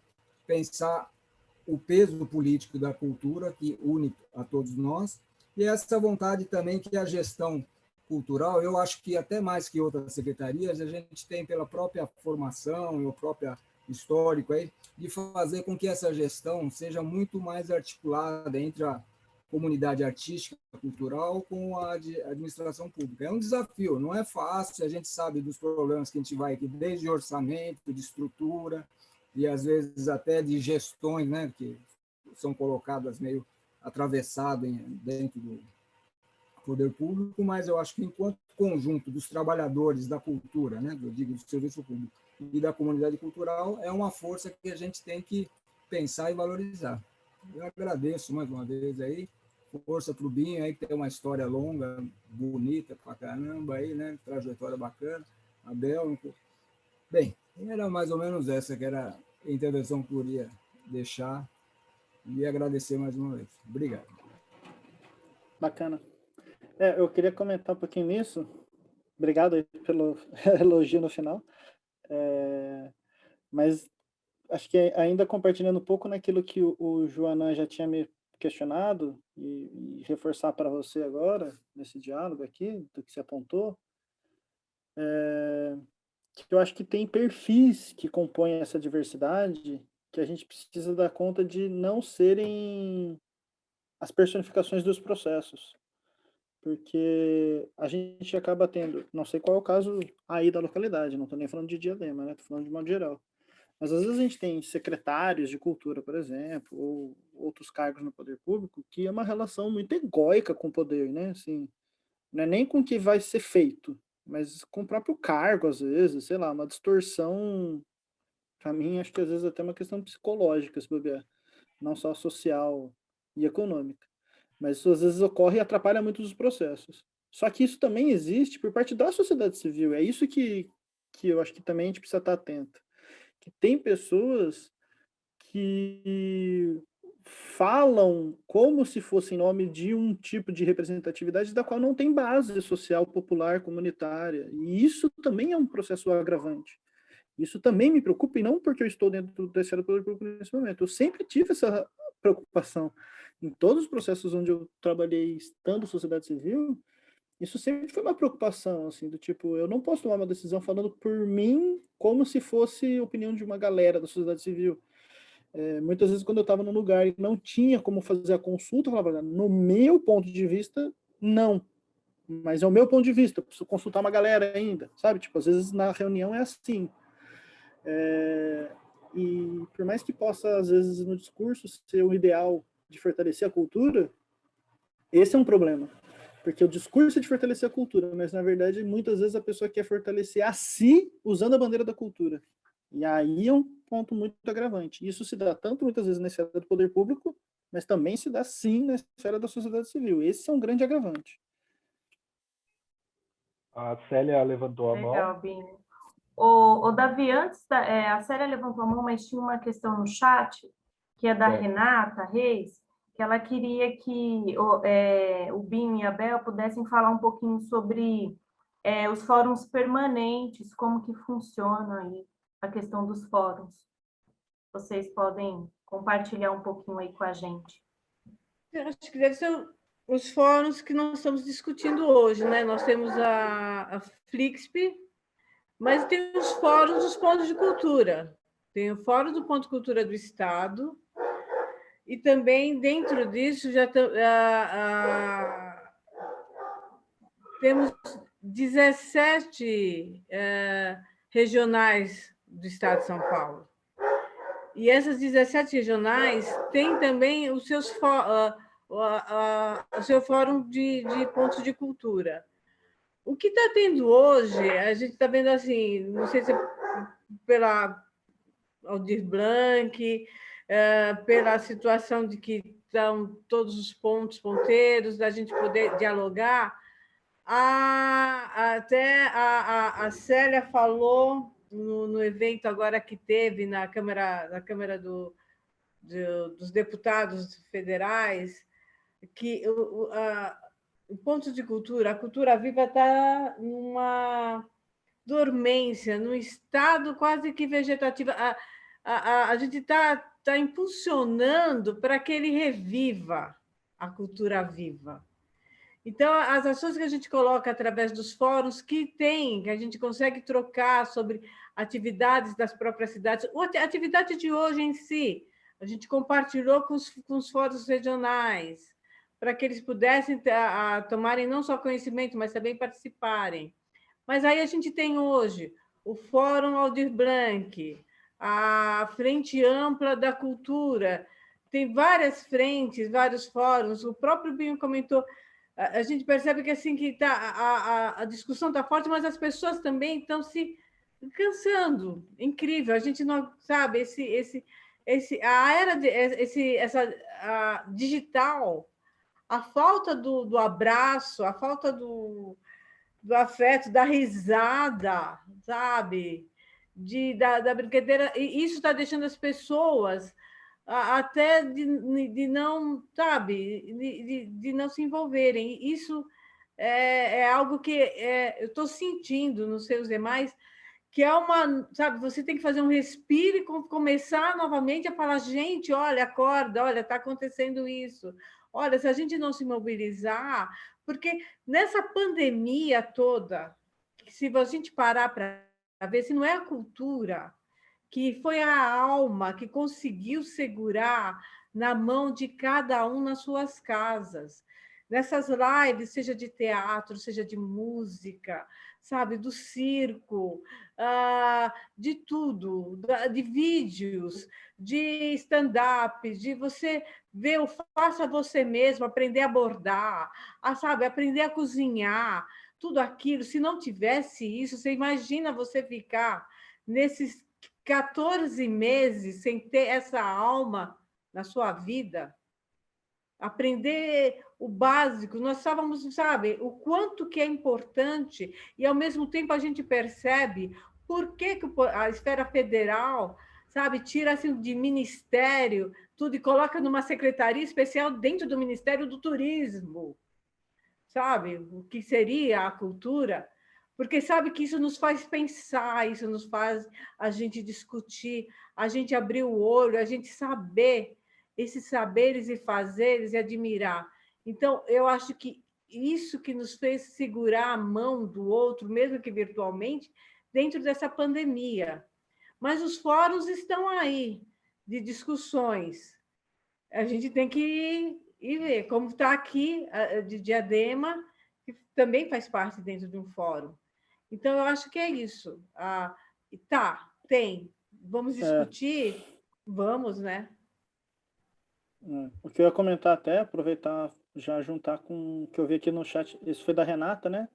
E depois teve uma do Luiz aqui também, para juntar, que eu acho que eu já teci aqui algumas críticas dos pontos de cultura só se envolverem quando falava de cultura viva e ponto de cultura, né? Ou TEIA, não falou muito de PROAC ou outras coisas.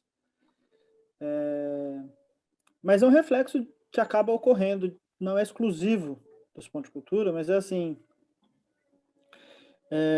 nesse momento, com Aldir Blanc, os pontos de cultura conseguiram começar a se rearticular e se organizar. Por quê? Porque passa a, de novo, ter uma política de fomento de financiamento. Então, nada mais é do que a água que irriga e que possibilita, portanto, voltar àquela vegetação. É mais ou menos o mesmo princípio, assim, você pensar políticas de financiamento, quando a gente fala fomentar, é esse estímulo, né? Fomento é estímulo. O problema é quando depende só disso, né? Quando só depende do recurso público. Essa é uma primeira crítica. Então, para juntar as duas questões do que a Renata colocou e do que o Luiz ali também perguntou, que ele fala de como se organizar nesse momento de pandemia, online, etc.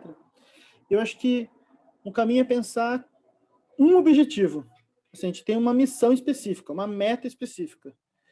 E se organizar, pensar assim, metas de curto, médio e longo prazo, talvez, para que isso se viabilize. Então, nesse momento de pandemia, como fazer com que um recurso público vá chegar na ponta? Vai construir um edital? Vai construir um mecanismo de acesso a esse recurso público? Isso vai ser chamariz para colar de tudo quanto é gente. Porque, pessoal, o que eu estou falando aqui nada mais é do que as pessoas se organizarem, às vezes, por sobrevivências. Então, Quando é na Rede Cultura Viva e Ponto de Cultura, a identidade que se possibilita é quando vai ter um edital Cultura Viva Ponto de Cultura ou, nesse caso, quando surge uma lei Aldir Blanc. Então, é por uma perspectiva de sobrevivência. É diferente quando a gente pensa, por exemplo, fóruns que são específicos da questão racial. É uma questão tão transversal, intrínseca e estruturante, a questão do preconceito racial dado no Brasil, que a sobrevivência é o tempo todo, não importa se vai ter uma política de fomento de financiamento, para que ela esteja ativa e tenha que se organizar e tenha que se proteger. Mesma questão, mulheres em situação de violência. Isso, infelizmente, também é endêmico no Brasil. Então, se uma rede de mulheres não se articula para se manter permanentemente se falando, é uma questão de sobrevivência.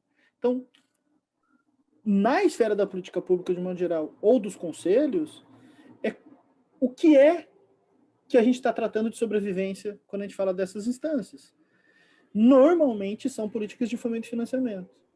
Então, pensar por aí são gatilhos de unidade, de unificação.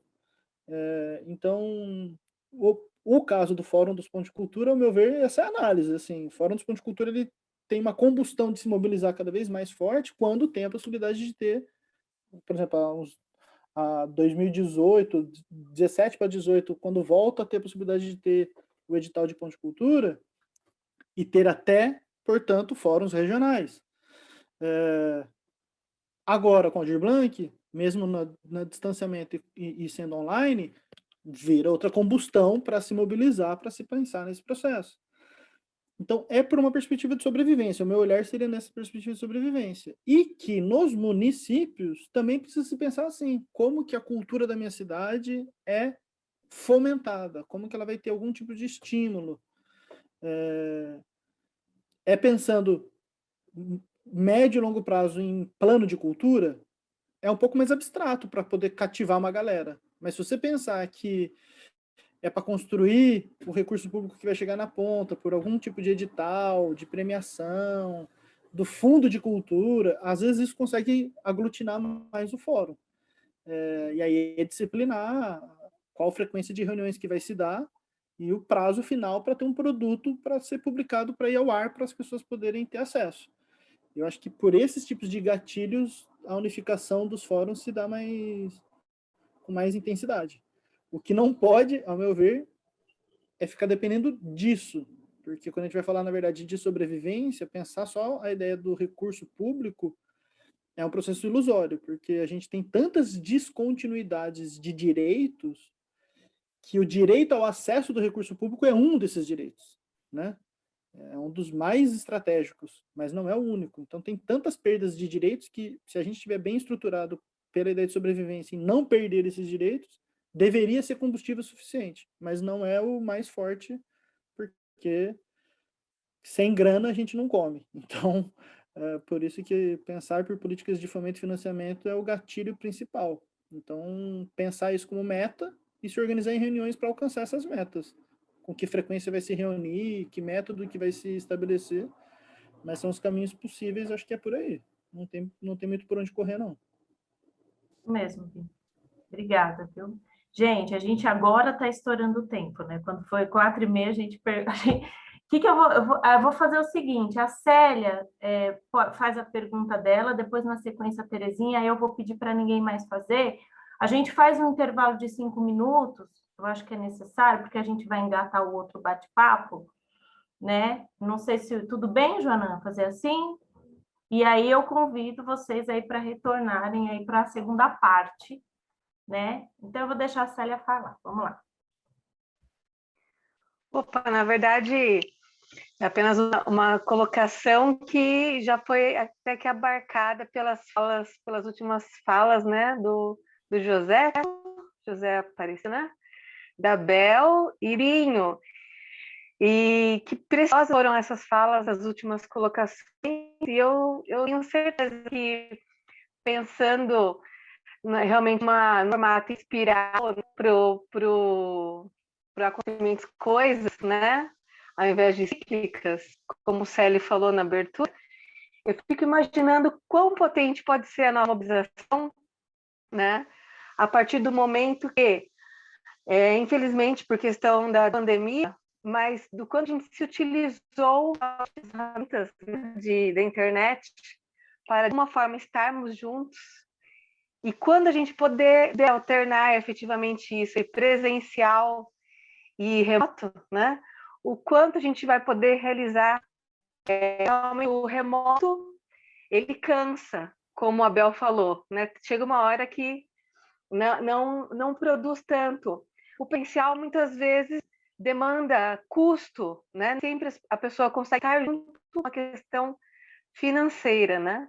E, então, unindo isso, né? Essas possibilidades que não gostam, colocou sobre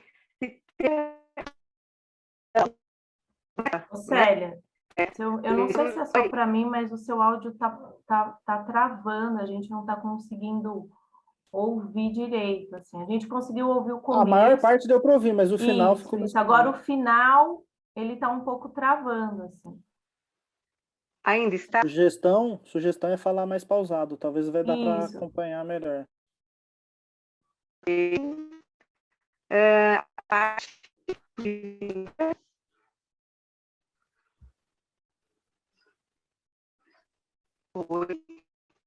Ainda está travando. Se você quiser escrever no chat, talvez, não é uma pena, Vixe, né? Célia, ficou ruim mesmo. Acho que é a conexão da internet, talvez. Eu dou outra possibilidade é aqui. desligar a tela. Se você ficar sem o vídeo e ficar só no áudio, às vezes mais dá conta. leve. Também pode te ajudar. Melhorou? Sim.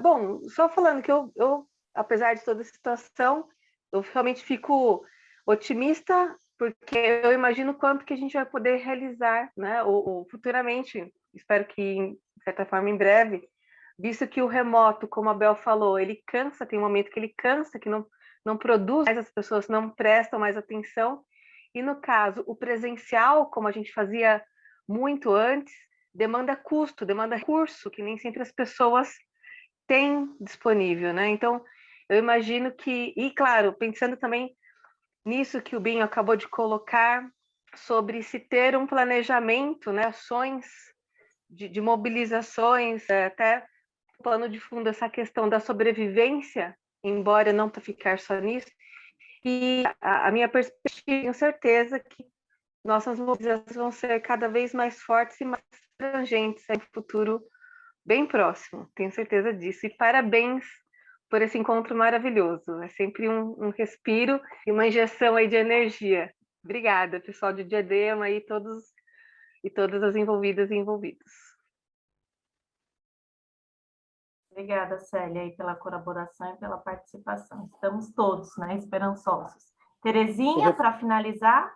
Reforçar só que a Célia foi a representante, como a Bel já comentou, né? A Célia esteve junto aos deputados federais aí na semana passada. Boa tarde, mais uma vez a todas e todos. Né? Eu sou Terezinha, aqui de Caraguatatuba, quero parabenizar os organizadores, né? O Binho, que eu conheci aqui no fórum, aqui em Caraguatatuba, a Bel, né? Gente, eu quero só registrar a importância hoje para mim, que eu faço parte do Conselho Municipal aqui de Caraguatatuba de Cultura. Eu sou do setorial de Gênero e Etnia. Gente, foi muita informação que eu vou estar levando para o Conselho, e aprendizado, entender da TEI, eu acho que é uma coisa que precisa realmente falar um pouco mais do ponto de cultura viva, cultura criativa. Eu acho que é muito importante a gente, se vocês puderem, se entender esse tema específico para a gente entender.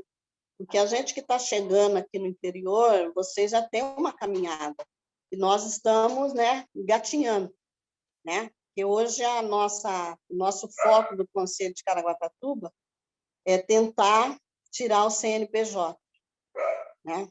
Não sei se vocês têm alguma informação melhor, mas a nossa luta está sendo essa, a gente está focando nisso. E vou reforçar na questão aqui, que eu vejo, essa gente, quando a gente fala de fomentar a política, gente, sem recurso financeiro não se faz nada, não se faz política. porque as pessoas, eu vejo por nosso trabalho aqui, quando a gente está com o conselho quase organizado, em todo setorial, algum ou outro sai, aí perdemos um pedaço da nossa engrenagem. Por que essas pessoas saem? Porque elas não têm tempo de estar fazendo reunião, não têm tempo, né? E aí a gente perde também o profissional, porque tem muitos profissionais bons, mas aí ele vai para outra área, porque ele precisa ganhar o dinheiro. Então, acho que o grande desafio nosso, os fazedores de cultura, é como fazer isso. Ou vai ser com bolsa, de alguma forma, para que a gente torne realmente essa cultura viva e repassar, porque a nossa função é repassar para os mais novos, né? E, então, eu vejo essa questão que é o desafio nosso.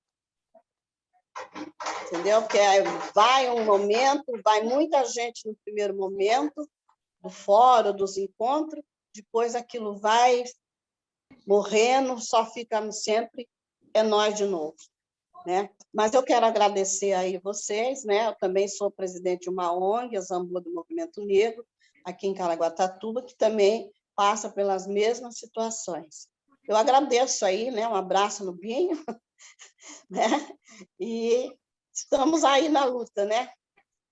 Eu agradeço muito. Parabéns aí a vocês. Eu vou levar toda a informação para a reunião do conselho aqui nosso. Obrigado aí, um axé para todo mundo. Obrigada, Terezinha. Boa sorte no que a gente puder contribuir, conta com a gente, viu? Boa sorte. Até é legal a Terezinha ter comentado, porque a gente falou aqui de fóruns e tudo mais, e, por exemplo, a região do litoral norte é relativamente recente, faz coisas de 3 anos para cá, mais ou menos, que se estruturou bacana, como um fórum regional. Então tem um Fórum Litoral Norte lá, integra 4 cidades, teve um processo muito rico também de troca entre gestão pública e sociedade civil, e de mais de um movimento social da sociedade civil se organizando ali também. Então, bem legal essa experiência lá de Caraguá também. Valeu, Terezinha, obrigado.